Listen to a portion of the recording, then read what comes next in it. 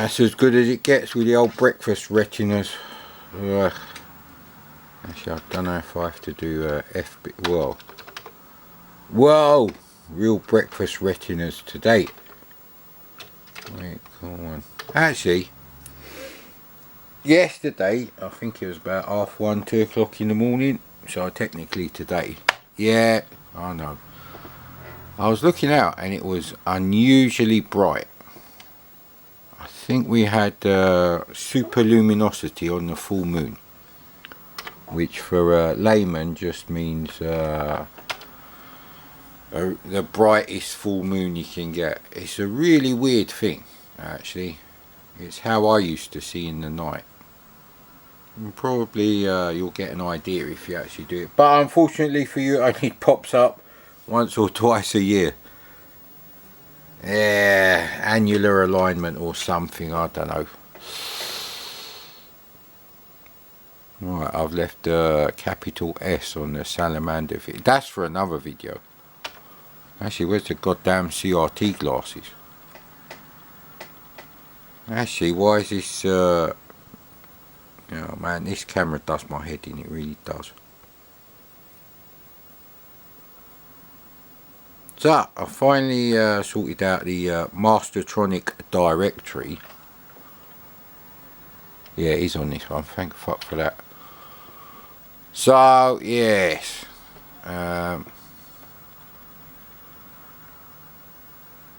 Right, luckily, yeah. Yeah, I'm going to delete them too, because I never played them. Or I can just play this in the afternoon when my eyes start working. So, can't actually remember what I've actually done or not done. Mastertronic is quite an important company, not just for the C64, not just for 8-bit home computer gaming. They are important because they made playing video games affordable. Now, of course, like most things at the start, they're very shaky. You wouldn't want to drive a BMW E21 outside Cyprus, mate, in the summer. I think Ford Capri. And where the hell did I put my CRT glass? God damn it. CRT glasses. They were on the desk here yesterday. So I haven't lost them. Oh, hang on, the CRT glasses fell off when I was sorting out the delivery of junk food that I shouldn't be eating anyway. Oh crap, without the CRT glasses I'm a bit fucked. Ah, come on man, where's the CRT glasses? See, a professional channel would have sorted this out. There's only so many places they could be. But I need my CRT glasses, mate. That's just a damn fact.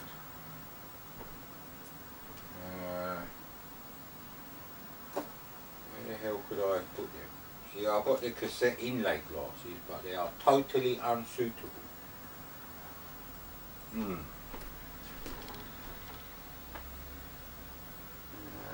Are these CRT glasses? Yes, they are. Have I got COVID-19 Delta variant on my fingers now? Oh, I don't want to think about that. Right, okay, we've done BMX Racers, possibly both versions, but they're too close to Jailbreak. I don't think I've ever played that. Or Machine Gunner. Possibly not Hawk Patrol. Dodgeball 2. Bouncer. I'm not playing fucking Bionic Granny. Munch Mania. I don't know if I uploaded those videos.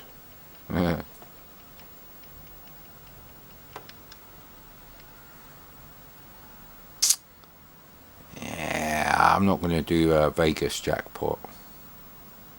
Don't think I've ever played Sub Hunter 64. So I guess that's what we're playing. Joystick port.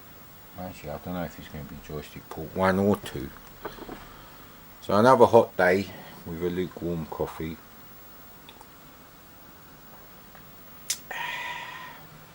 The Prolific Pugsy. Pugsy is actually a shit Amiga game by Psygnosis. Fucking horrible, that game. Everything about that game annoys me. Right. No. Yeah. You port 2. Yeah, good old Mastertronic. They knew the score, mate. A pioneer in many ways, including the use of joystick port 2, even in 1984. Fucking hell, hang on a minute.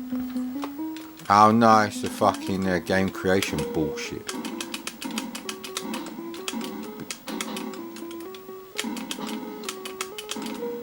I mean, if I'd got a good machine code tutorial, and I already had the C64 programmer's reference guide as soon as it came out, obviously.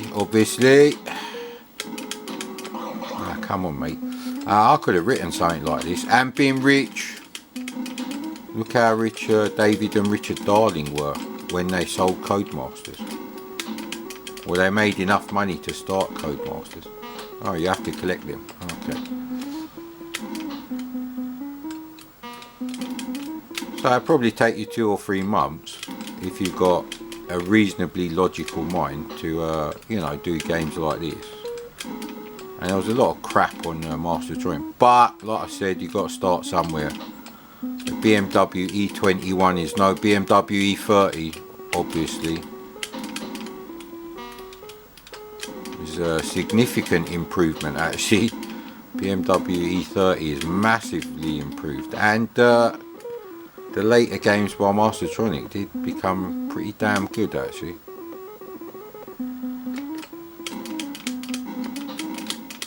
So it's the same thing over and over again.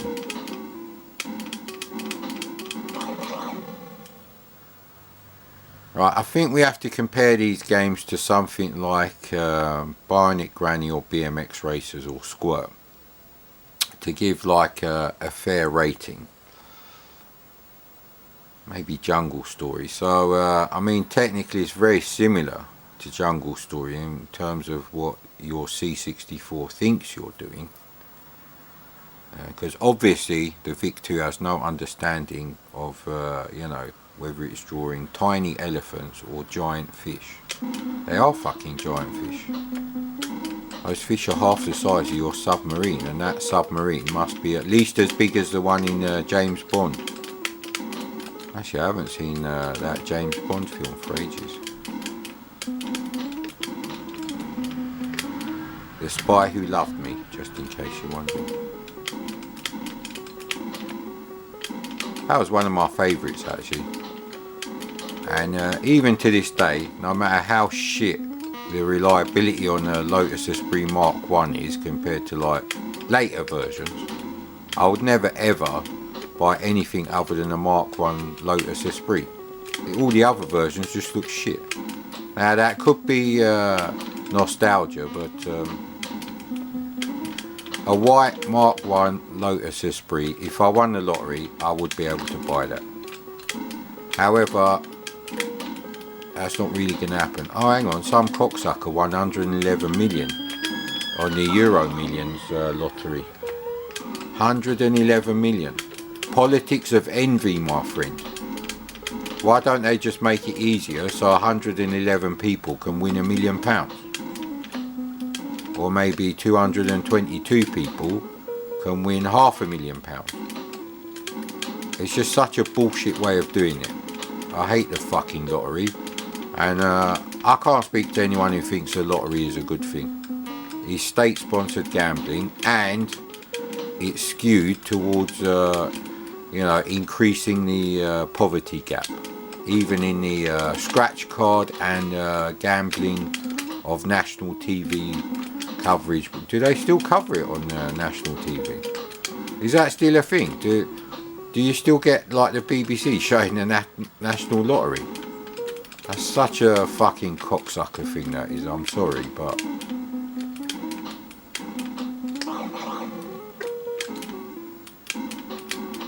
So you know what, if you're coming from like an Intellivision, ColecoVision or VCS and you got a C64 for Christmas or your birthday, whatever, in 83, you would have been used to games of this sort of quality for like £8. But magically, just having half as much dinner or walking home from school and saving your bus fare, you could get 2 games like this a week. And this game is no worse than something like,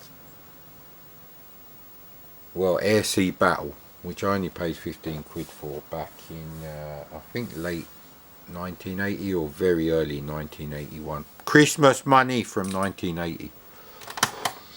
So that's Sub Hunt 64. Good on you, Mad Commodore. Good on you. Speaking of good on you, I see Maymeister got his mojo back a little bit. Because he did a video about 4 days ago. So I think doing the live stuff was really killing him. I think that really probably sapped whatever enthusiasm he had. Why am I loading that one? You knob, Mad Commodore. So I'm glad to see that, you know, he not only made a video, but more importantly, he still felt like he wanted to play some C64 games. Now, I said it before and I'll say it again, and I'll say it again even in the future. C64 is a good go-to retro gaming machine because it does have hardware scrolling, it does have hardware sprites, it has a phenomenal sound chip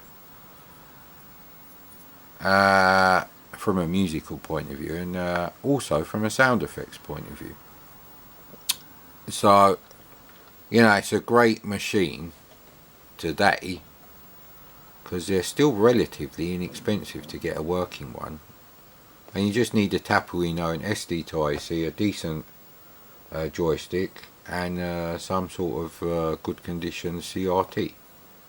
Well, acceptable condition. This one's not in good condition, but I love it, innit? Actually, this is probably like 105,000 mile BMW 325i from mid 1980s, I would say. Still at least another 150,000 miles left in this thing. And this poor C64, which unlike the 5 SX64s I had to use to fuel my channel from 2019, this poor thing has like worked faultlessly. It's never been the hardware. I've never had a problem with the hardware. This thing is just, it's built like a tank, mate.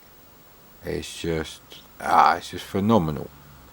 I can't comment on, you know, whether if you used, you know, a Spectrum today as much as you would if you're a fucking fanatical kid in the 80s using one, you know, hours and hours a day, every day, non-stop, relentless usage. This is like Jack LaLanne fucking doing a decathlon or something, or the Iron Man challenge in his fucking 80s, mate. Obviously after a bit of you know, juicing with a Jack LaLanne power juicer, which I did actually have, and it was very good, but the cleanup was a bit of a bastard. So okay, this is with a games creator, and because of the way GameBase works, which is the easiest way to create these directories, I'm not sure if all of these were released as an actual 199 cassette.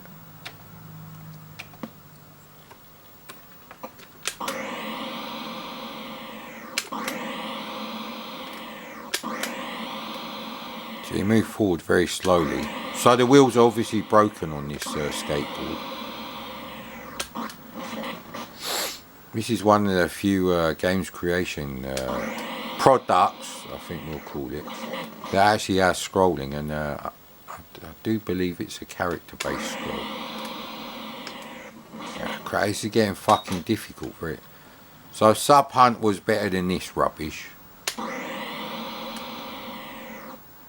So that's the thing, right? The VCS did actually do 50 frames per second games. So Phoenix on the VCS is going to be better than Phoenix on, I don't know, BBC Micro. It's just going to have 50 or 60 frames per second, screen update, controller input, everything, because the VCS has to run at 50, 60 frames per second. It's the only way you can write a game engine on the VCS. Of course, a few rat droppings on the floor there. So these are like the really early, affordable computer games, I guess. The jump controls are no more annoying than Tales of the Arabian Nights or China Miner. I keep coming back to that game. The graphics are not really any worse than China Miner. Doesn't have the awesome speech of Tales of the Arabian Nights. So, yeah. I think the brightness is set a little bit too high, actually.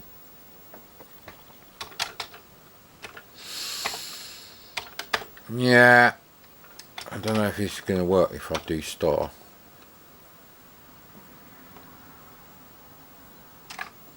Possibly, that was quite a short loading thing.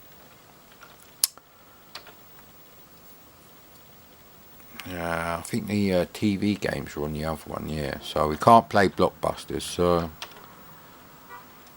let's see if there's anything else I haven't played yet.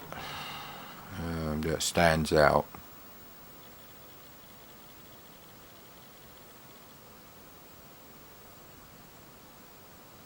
Spectipede. I know Spectipede was a released game. I remember the game cover.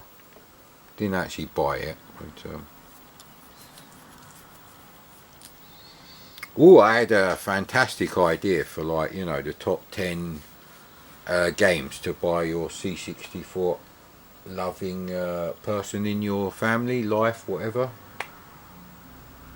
And I actually owned most of them in each of the categories. So we got a category for regardless of whether it's on disc, tape or cartridge. Predominantly one player games, but some can be played as two player games. These are like the 10 games that you really should buy, and there's like an honourable mentions list of about another 20 or 30, fuck's sake. But I whittled it down to 10. And even though I don't like RPGs, Times of Law is in that top 10. And then there's stuff like you know, stuff you must buy on disc only. So that's Rocket Ranger, Defender of the Crown. I don't think, no, you don't want to buy Sinbad is shit. Trying to think, well, and then there's the two-player game. So yeah, you got like BMX Simulator, which costs fuck all, but it'll be a load of fun. But I don't know if I'll do that video because it only benefits me, and I already made the list, and I can generate the video in my neurons using part of my visual cortex. So it is not used for real-time relay of what the actual retina see. Yeah, joystick input 1. Right. So it's an interesting test because Commodore did a game called Maggot Mania. I believe it was $5.99 retail price. That's how much it was in Argos, I think. Because my mate bought Stellar Wars and they had Maggot Mania.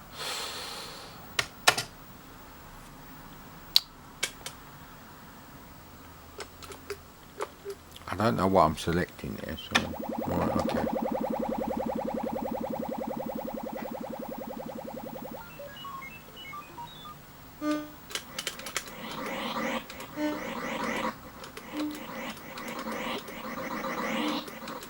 I don't know what those triangular things do. Am I supposed to kill them? No, they don't really seem to be doing anything.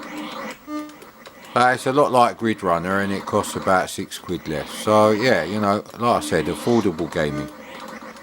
Mastertronic created everything to do that. They created a distribution network to get these games into your smelly corner shop, so you could actually buy them.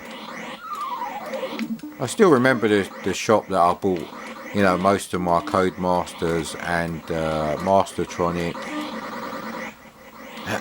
etc. games. There was two. There was one next to one of the schools I used to go to, and the other one was on the high street round the corner from where I lived. I wasn't high street, no, but oh bloody hell. So it's absolutely fine for £2.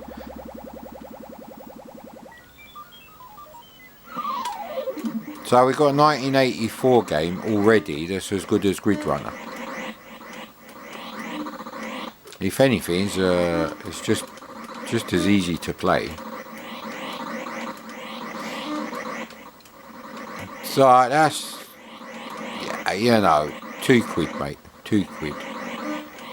Now obviously Mastertronic games improved, but they had a hell of an uphill struggle finding games that they could actually do for that sort of money and create a distribution network from scratch, because there's no point sending them to people like Centresoft and you know, whatever the biggest distributor was, because you know, even people like Jeff Minter had problems getting their games into the shops because those distributors didn't like Jeff Minter. Apparently that's Jeff Minter, what he said. I don't know if he still thinks that way now, but that was his kind of attitude like 20-30 years ago when you'd like talk to him. I did see Jeff Minter once. I think it was the Atari show, and he was demonstrating Trippertron on his Atari STs. He had more than one, and he had some looping frames of animation as well from Battlestar Galactica, cockpit view of the Viper blowing up a Cylon, that kind of thing, you know, laser blast and all that. We all did it, mate. Well, if you had Video Amiga or VDST, I guess. I didn't have VDST. The only hardware I bought for my ST was a Microdeal, I believe it was, a Microdeal sound sampler, which had a built-in digital audio converter. So you could play samples back with software, but the cartridge did have its own audio output as well.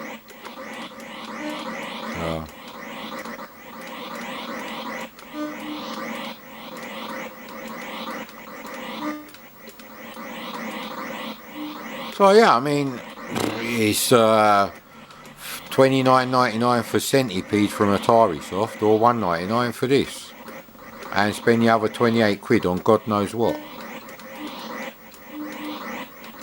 Well, in 1984, that £28, 20 or £25 of it would have gone towards the steering wheel expansion for turbo on my ColecoVision, which I bought for £50 or £40 or something.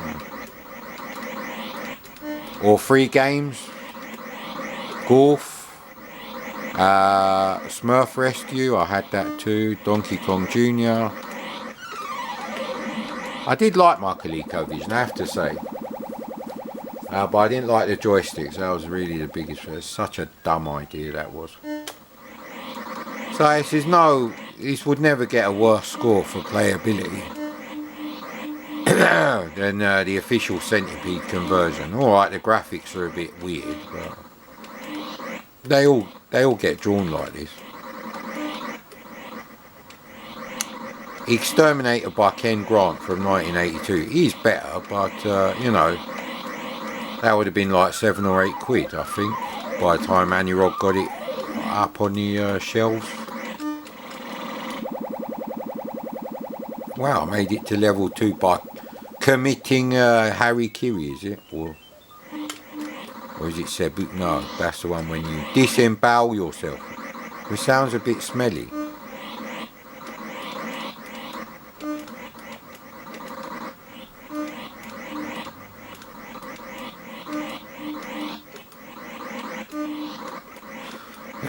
So actually the most difficult aspect of doing those, you know, must-buy gifts for the 64 aficionado in your life was the multi-load games. I did struggle to find 10 games worth buying that were a multi-load.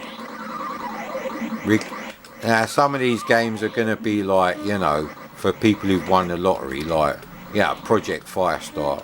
You're talking hundreds of quid there, so, you know.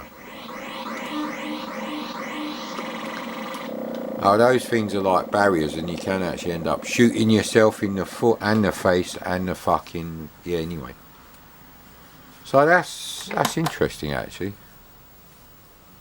So we've had 25 minutes 23 seconds, and I don't think we've had enough 1984 Mastertronic goodness, I believe is the official term. Haven't even had to roll up.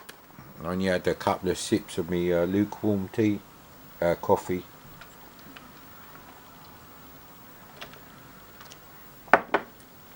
So, what else is in the Eurogold directory? Ooh, Mission Elevator. I can't remember if it was Mission Elevator or Elevator Action I had. I had one of them, and I had Gumshoe because I had Soft Aid. I only did a top 5 for the compilations, and one of those is actually quite expensive. It's called History in the Making by US Gold. Which, actually, if you want some disc games worth playing for like an SX64 or something like that, that is really the way to go if you want to use real hardware.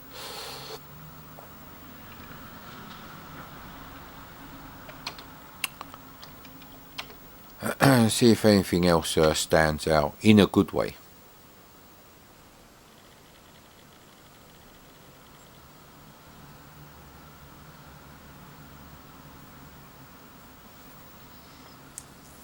So there's 2 copies of Spacewalk. I've done Spacewalk, I'm sure I have. Let's try Nam.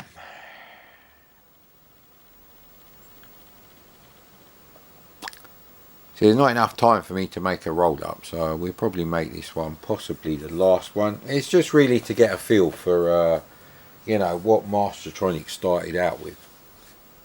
I think they sort of started out around the middle of 84.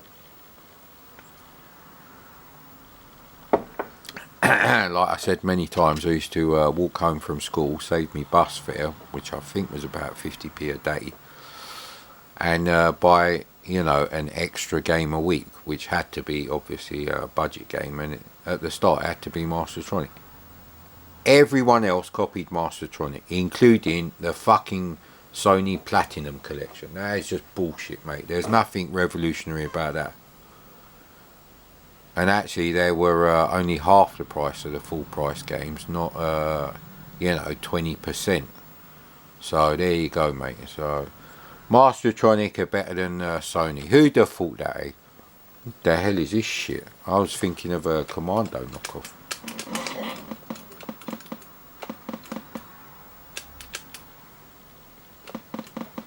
Okay, it's cookie joystick port 2.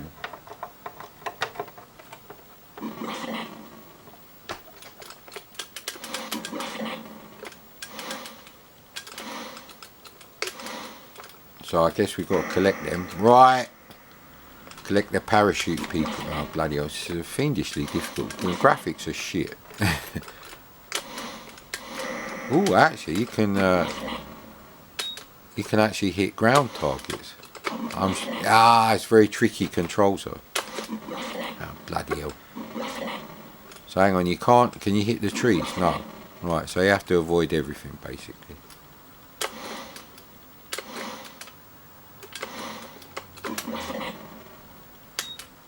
Yeah, that's a rubbish game. I think it's a good place to end it, but what do you expect for £2, mate?